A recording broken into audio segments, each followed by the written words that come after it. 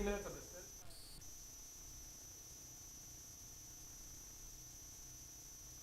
So, sure I can click. Otto has agreed to.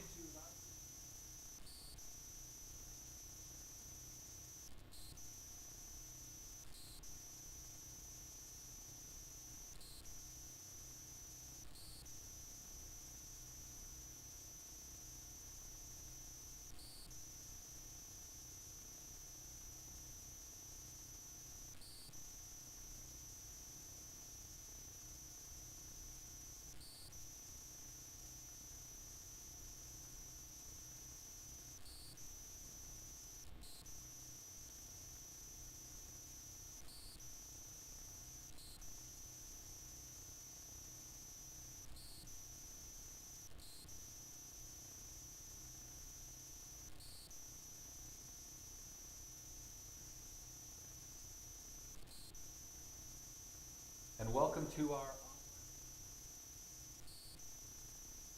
Oh, here's Jamie.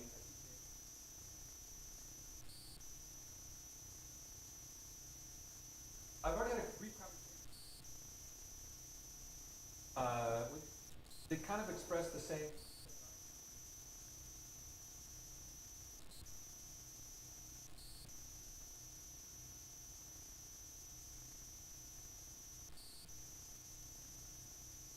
That's really not the nature of God.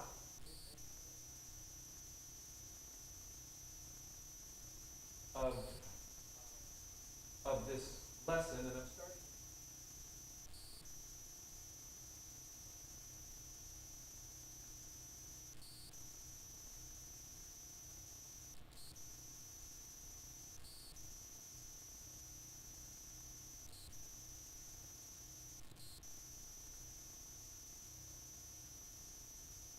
About evolution. Why does that matter? How does that show the nature of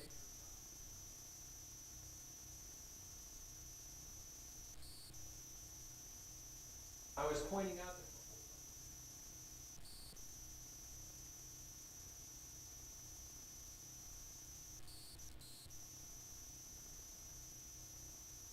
and then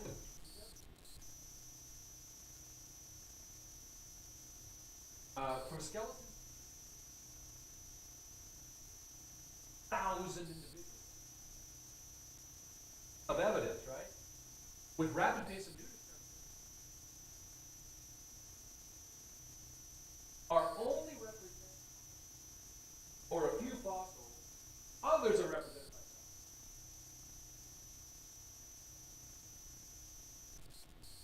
by thousands of fossils. The rest by one or a few. Fossils sitting around. Somebody described it. Their bones, because it's partial of the skull. Piltdown man did this. They have. But some are good.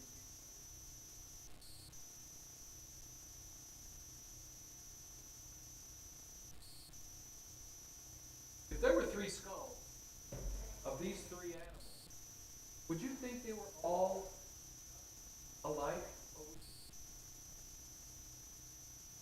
Huh, this one might. So, my point is, look at it. Oh, this species became this. Is just guess.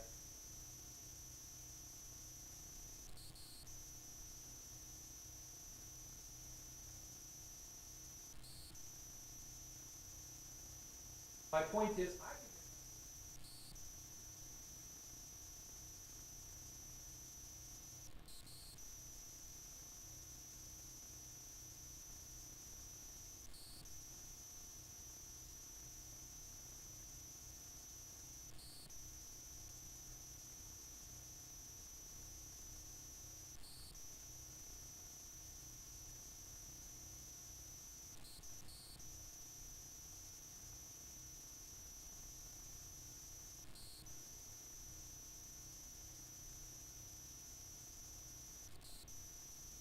thing going on. Have they?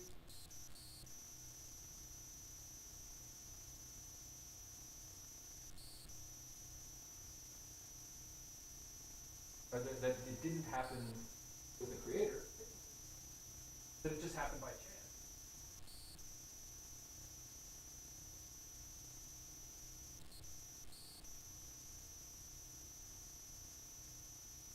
They believe that life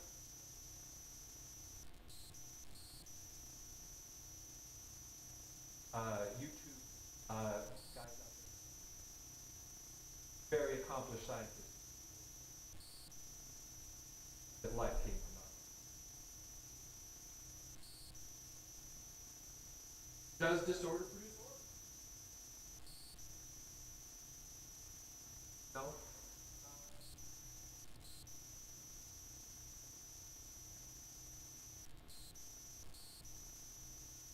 Don't reproduce.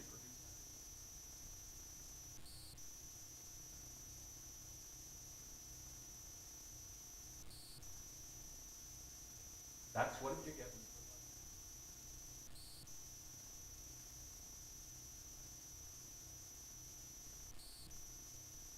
And Buddha do.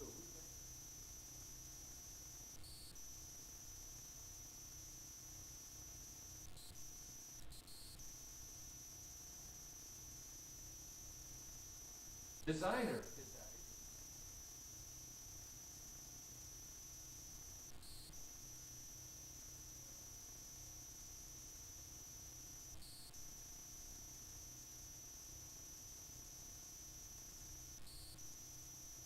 And religion?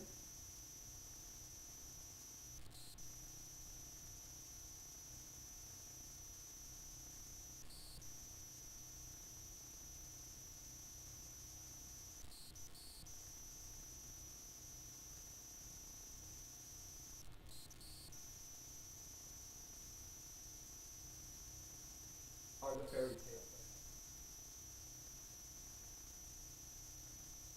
They've got the SETI thing.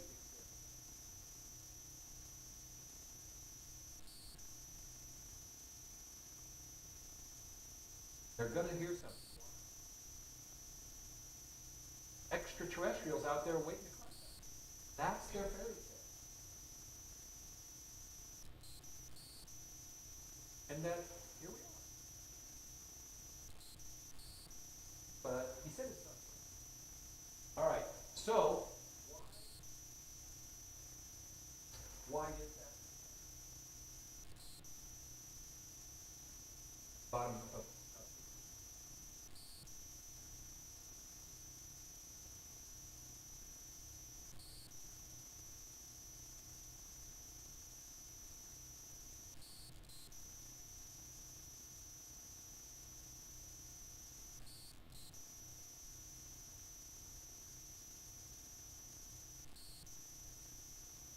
but there's this other who want to be a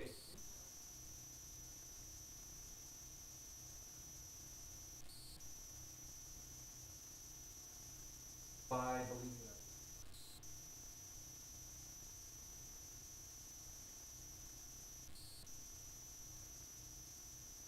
I think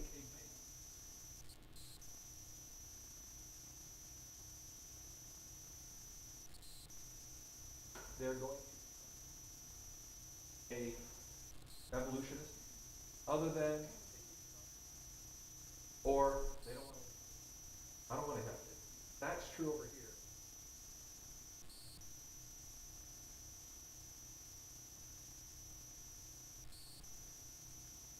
That's what this. He also points out, believing God results.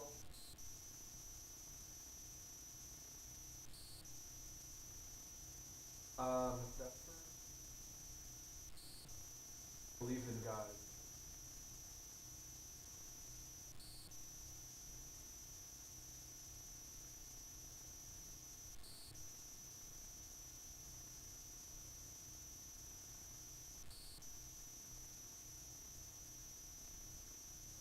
And teaches him.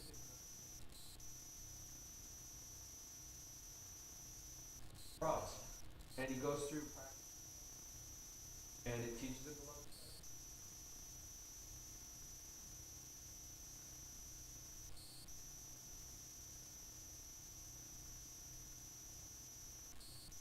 By God revealing that. We didn't know that from the God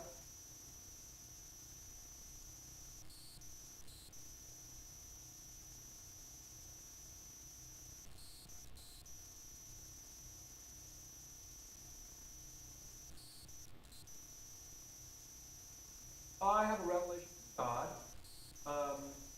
Evolution's true.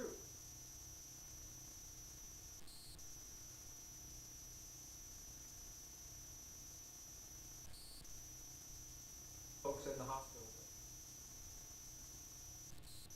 So we have a bunch of good things we all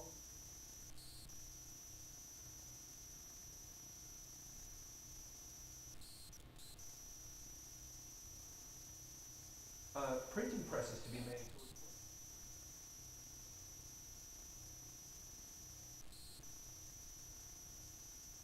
People will have the chance.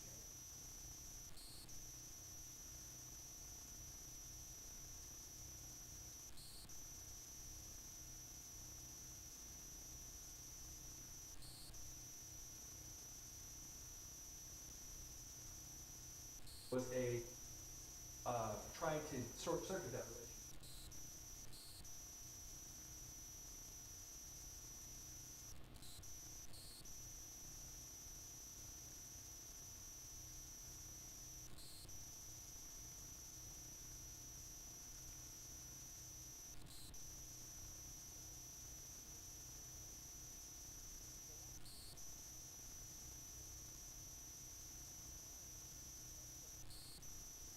There, we're on the page 38, and we're down to the thought questions. The first one was, what are some of the problems with the Big Bang Theory? Well, remember, I'm not going to go through all those problems. There are some problems with the Big Bang Theory, but it's mostly what happens before that, and after that, and immediately after. But what are some of the blessings of believing in God as your eternal creator? This is the nature of God class. Why would it matter if God is your eternal creator? That's what I'm looking for. We've got one here. Because this is not all there is to life. How many suicides in the United States last year? Many, many, many, many thousands. Like 40, 50,000.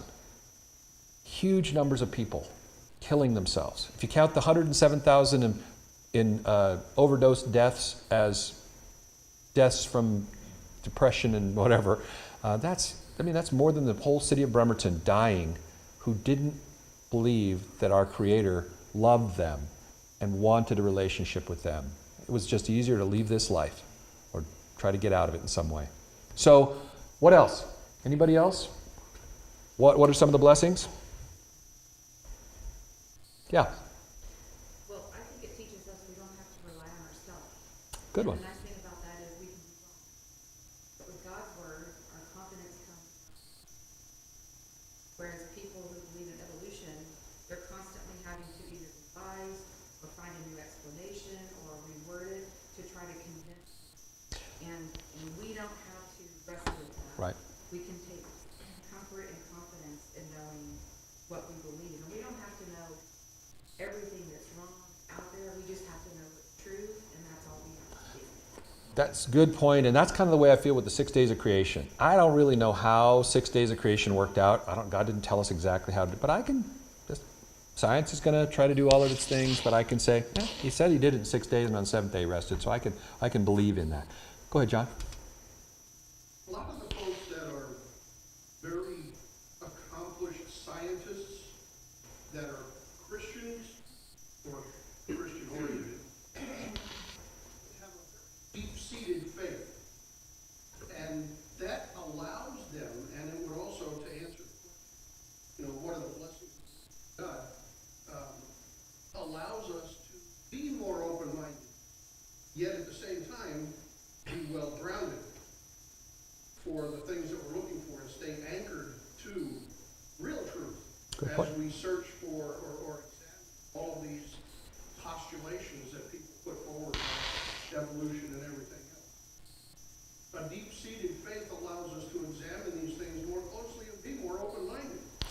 one example directly in that, and I'll get to Megan, was I just was reading about a geneticist who's saying if God created the world when he said he did, then genetics should show that it came back to one progenitor just after a flood. And so he's traced that back. He believes he can do that because he had a biblical worldview. It actually helped his science. Go ahead, Megan. Going off of that, another blessing that it gives is you can have assurance that there is a true and right answer, because a lot of the and stress and anxiety comes from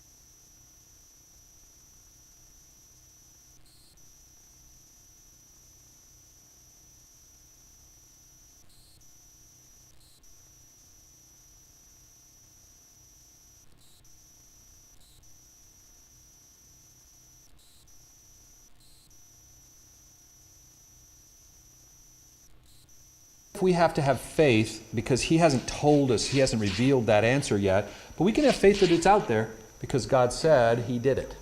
Randy, you had one more as we finish? Oh, then Tim?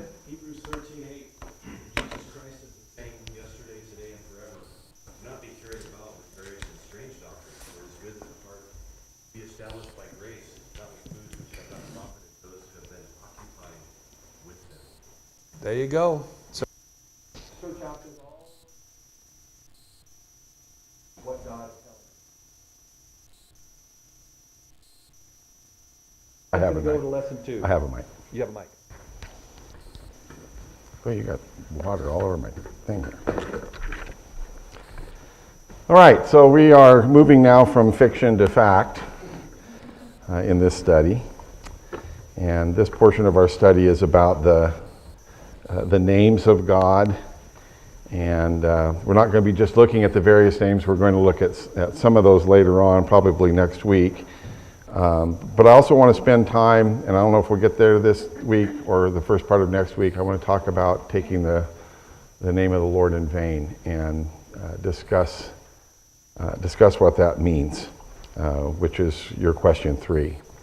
So I have some introductory material, and in going through that, I'll be asking some questions, but they basically cover the first 2 questions on your study sheets.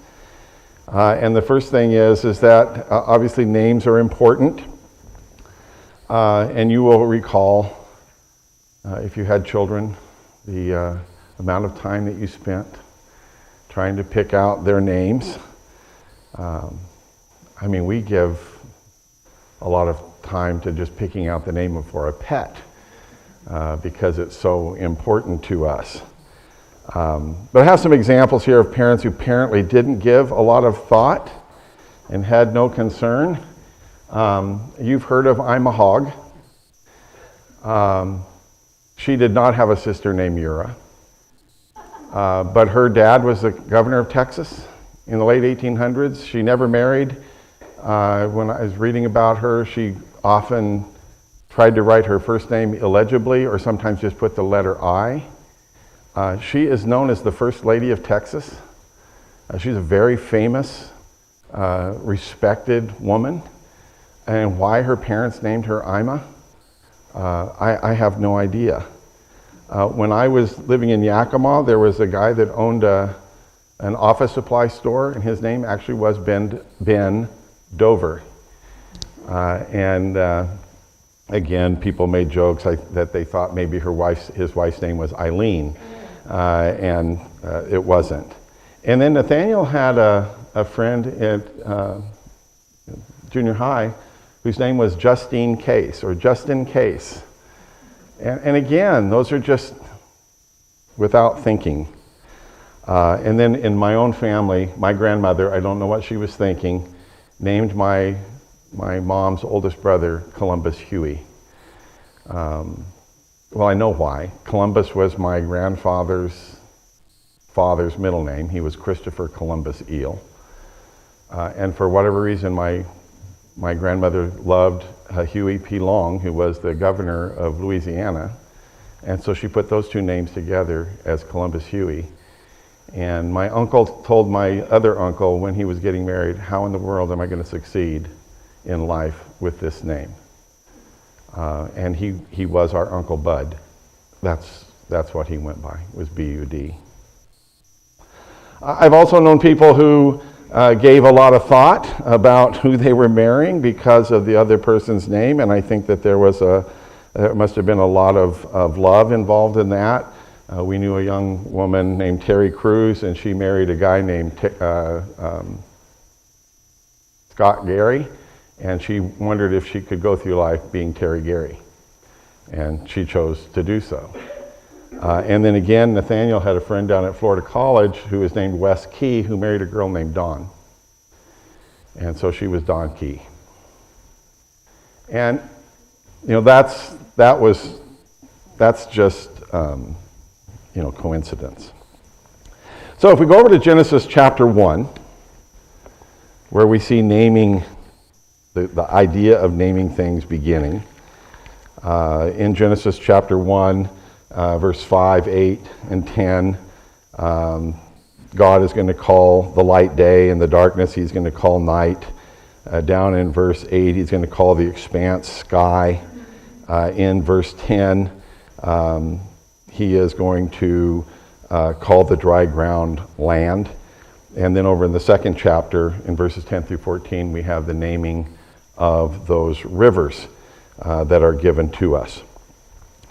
The Hebrew for man is Adam, or Adam. The H is silent in Hebrew. It means ground. Later it was shortened to Adam. In fact, transliterated in Genesis chapter 2 and verse 20. It says, but for Adam, no suitable helper was found. And again, if you look at a footnote, it's going to say land. But that became his name.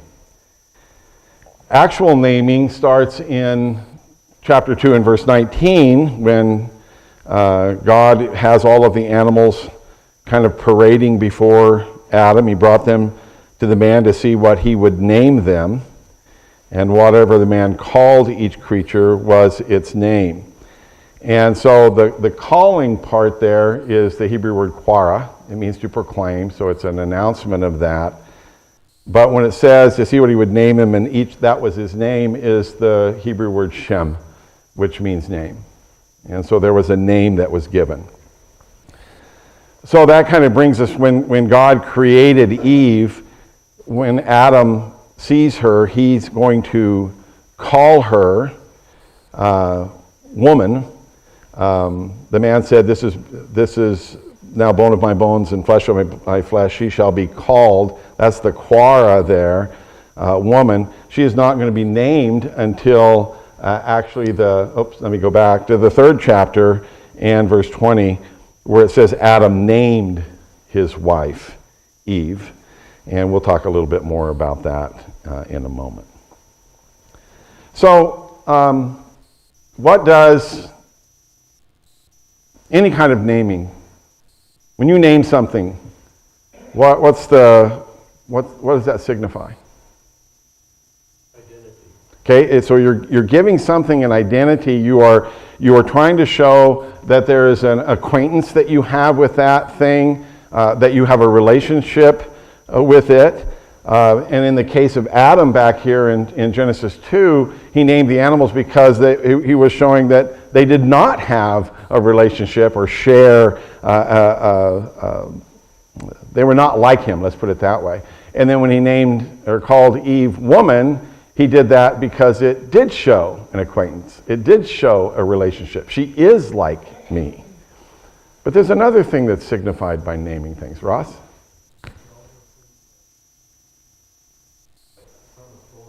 Okay, yeah. You're in a position to give that name. Did you have the same? No, lineage. Okay, yeah, and that comes as far as giving names later on. Yes, that's true.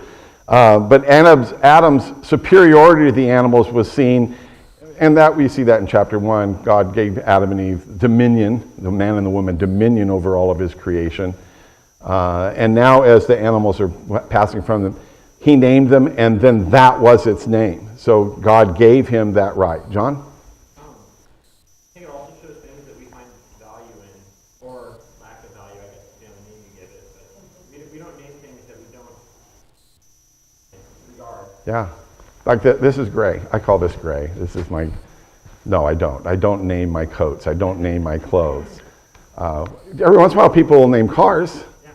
I grew up, we had an old car that we drove around, and we named it Black Bart, and that's what it was, and everybody knew what Black Bart was. Tim, did you have a comment? Well, you're saying Shem means name? Yes. It seems like Noah and his wife sort of. They named him name? Yeah. Yeah. Shem, Ham, and Japheth. Shem. Probably like my grandmother that couldn't come up with. Let's just call him Shem. Mike? To me, it shows differentiation, because when you name the different species, you name them by species. But also, if you name a sheep Bob, now you're giving A name within a name. correct. Now you're showing some special consideration. Right. Well, and again, I don't know how to take this, but woman was called woman before the fall. It's after the fall, and after God has said she shall be under Adam, under the man, the woman. That's when he named her, and that's when she was named Eve. And so it's just very interesting to me. I don't know how far to take that.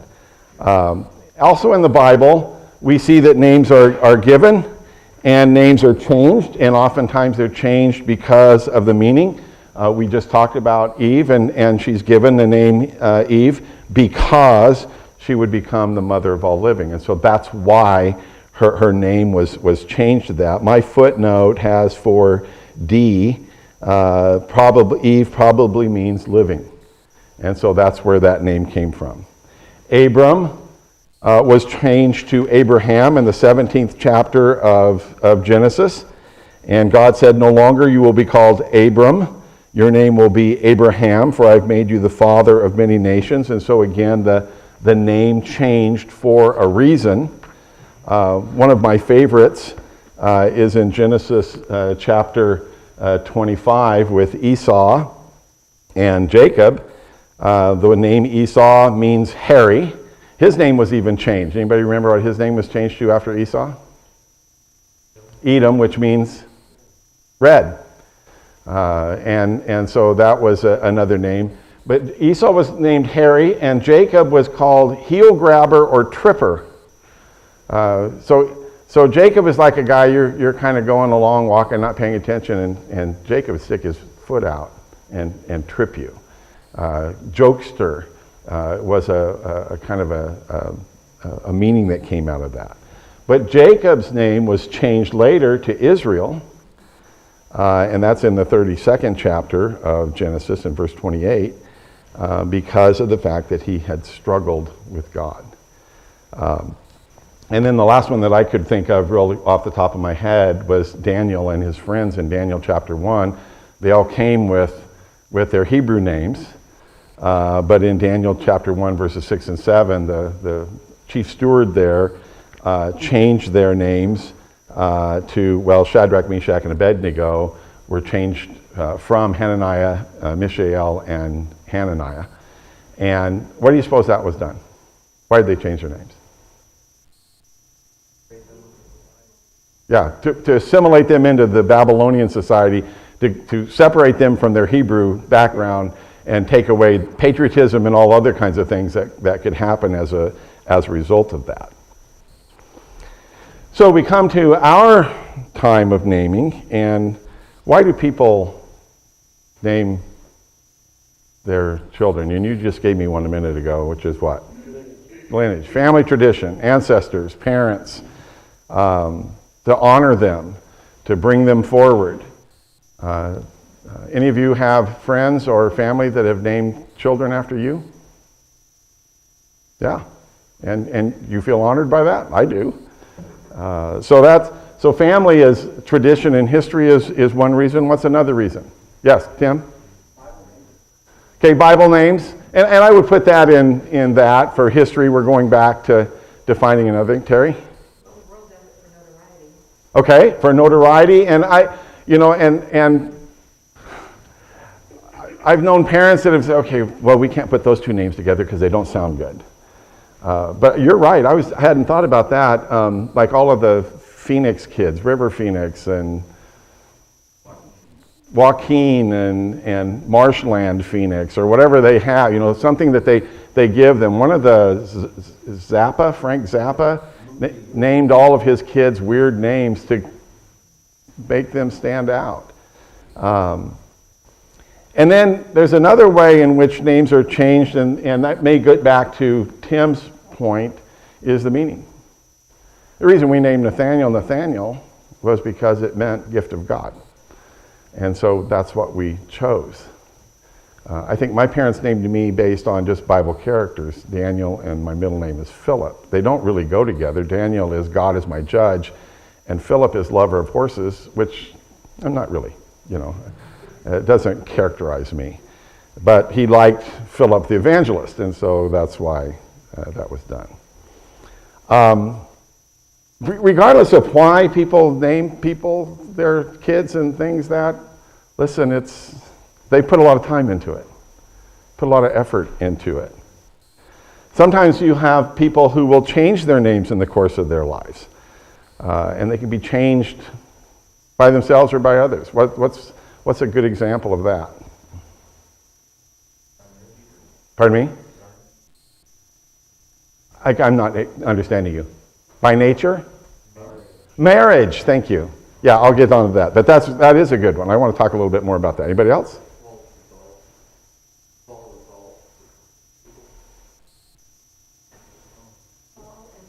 Oh, Paul and Saul. Yeah, I don't want necessarily examples of people whose names were changed, but why they were changed.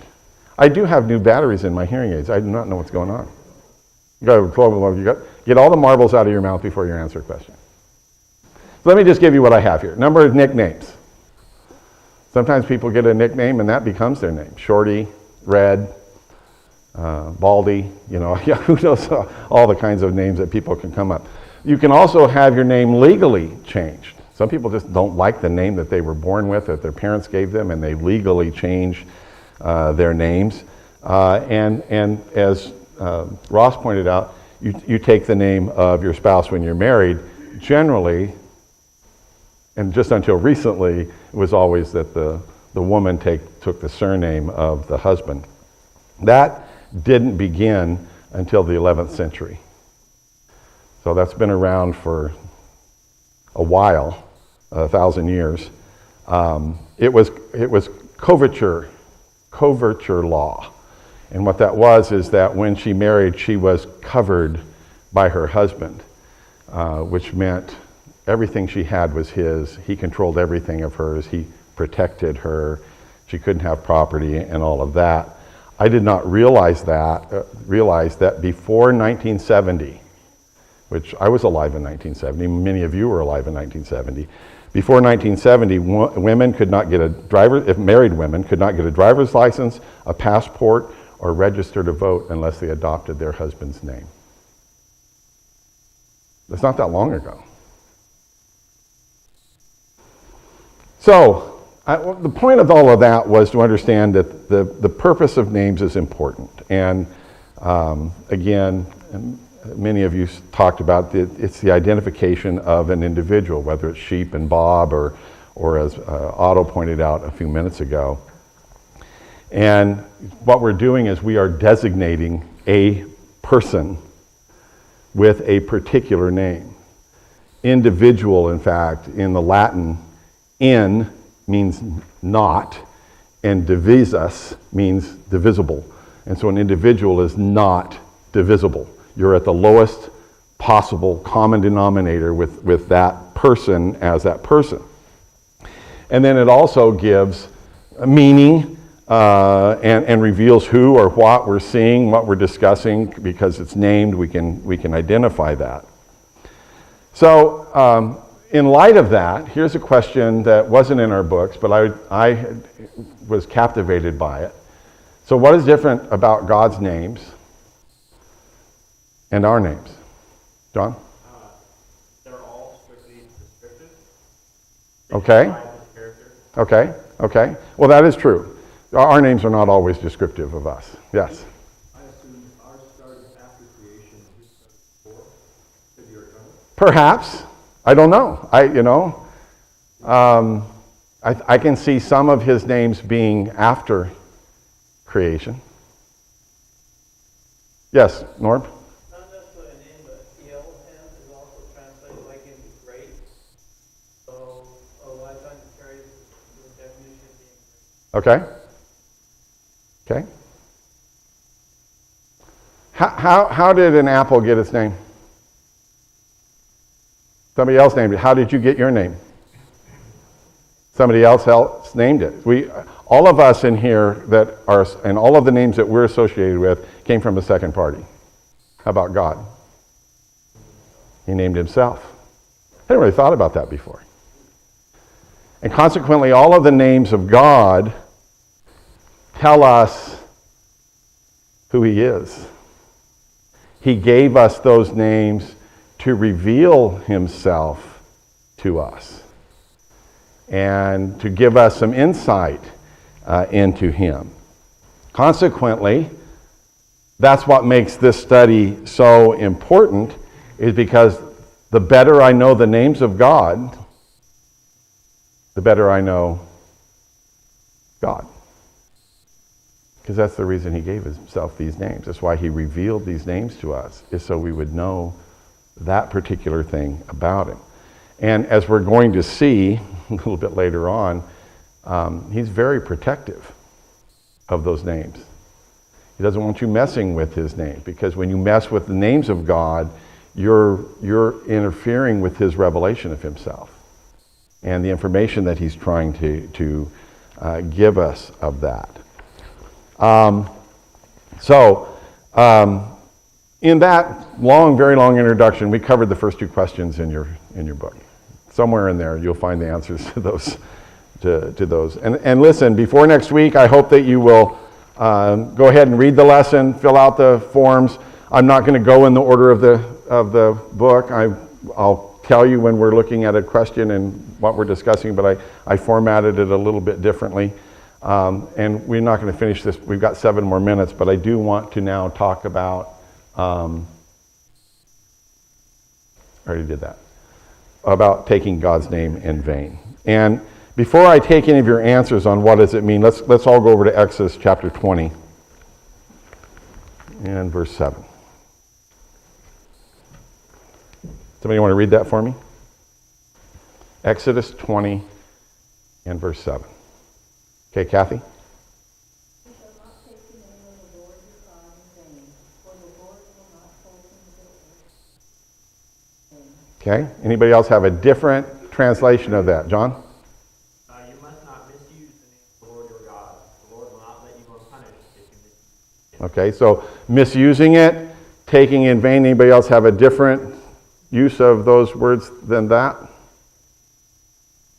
Taking in vain or misusing? So let's take the name of the Lord in vain. Let's look at that phrase, because there's 3 very important words in that sentence that I think we need to understand. The first one is take, and that's from the Hebrew word tessa, and it means to lift up or to carry. So we're using God's name, we're lifting it up, we're elevating it in some way with the word take. The word name here, back to Tim's astute comment, is Shem, means name. So it's the identification of that person. So we're taking the identification of God that we're raising up. So we're calling attention to it in some way. And then we have the word vain, which is the Hebrew word shav, which means emptiness, vanity, or false. So we're lifting up God's name in a false way, in an empty way, in a vain way, which is why in doing that, the other translation says we're misusing it. We're not using it properly. Yes, Norm. In a lying way. In what? Vain also carries a lying way. Yes. It's false. It's absolutely not true. So God is saying here, don't lift up my name in a worthless manner or one that is going to insult my reputation. that you're assaulting God in a sense. So getting back to our question here, and we've just got like 4 minutes, so I'm just going to take a bunch of answers here, and then we'll go through these in more detail next week. What are some ways in which we can misuse or take it in vain? John? Doing ungodly things in the name of God. Okay, all right. Doing ungodly things, purporting ourselves to be serving God or in His name and doing things that He hasn't told us to do. Roger? Using his name as profanity or saying Okay, profanity. And profanity is to take something sacred and counting it as common. Okay, so if you we've got a baptistry up here, and you decide that you're going to have a hot tub party here this next Saturday in there. That's not what that was built for. That's not the purpose of it. You're profaning that if you do that. Norm? profanity, if you look at profanity, sometimes it's telling God what to do. The phrase is Okay, not always, but sometimes it's telling God what to do. okay. Yeah, well, that would definitely be out of place since he has that authority. Anybody else? Randy? Kind of along with Roger is using the Lord's name as a form of explanation. Okay. Yeah, of expressing surprise or consternation in a sense, or whatever. Using it for less than a sacred and proper purpose. Yes. Or an oath saying whether it's true or false. Okay, so using God's name in an oath, and and then following that with not telling the truth. And so you've lifted it up, calling on God as a witness to the fact that what you're about to say is true, when He wouldn't verify that is true. Okay. You've covered almost all the ones that I had here. Let me give you the ones that I had. Profanity, and somebody said this already. A profanity in using God's name to promote an agenda or a business that you're claiming to have an association with. There, somebody that we didn't have is covenant breaking, which would be the oath breaking that Melissa had. Hypocrisy. Claiming to be a follower of God, not living like it, is that. Disobedience, and we'll look at passages for all of these, is taking the Lord's name in vain. And we will also cover euphemisms next week. And euphemisms are where we take... A euphemism, let me just give you the definition here, is substituting one word for one thought too harsh, blunt, or vulgar. So here's a word that we wouldn't normally say. We certainly wouldn't take God's name in vain and just say, "Oh God," but we can substitute a euphemism that doesn't sound so bad, like gosh or golly or gad or egads or something like that. And so we'll talk a little bit about that. And let me just close here. We've got 2 minutes left. Let me just close here with this thought. There is a proper use. Oh, you put them all up there for me. Okay. There is a proper use of saying, "Oh my God." Oh my God. That's perfectly right. I hear Jesus saying it on the cross. My God, my God. So there is a time and a place for it. We don't want to become so sensitive to people saying, "My God," or "Oh my God," that we think that it's wrong in every situation. It's not. But listen, somebody's texting and they put OMG, I've got a feeling that they're not really feeling the torture and pain that is necessary for me to cry out to God to alleviate something. Could be. I mean, it's possible, but not generally. And again, we'll look at some passages that go with that. So that's where we'll start off next week, and then we'll get into the names of God later on. Any other quick comments or questions? All right, thank you.